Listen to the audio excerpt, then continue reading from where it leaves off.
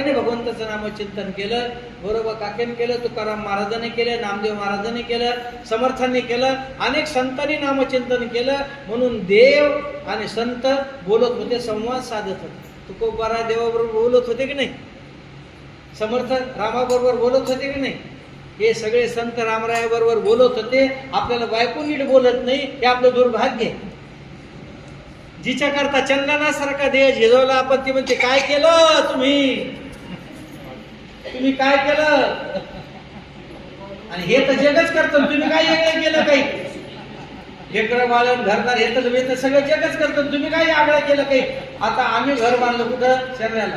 पण रोज बोलले का तू पोरायची शपथ कुठं कशाला ते घर बांधलं तुम्ही बांधलं केव्हा बांधलं? आता जायचं टायमाला. केव्हा बांधलं?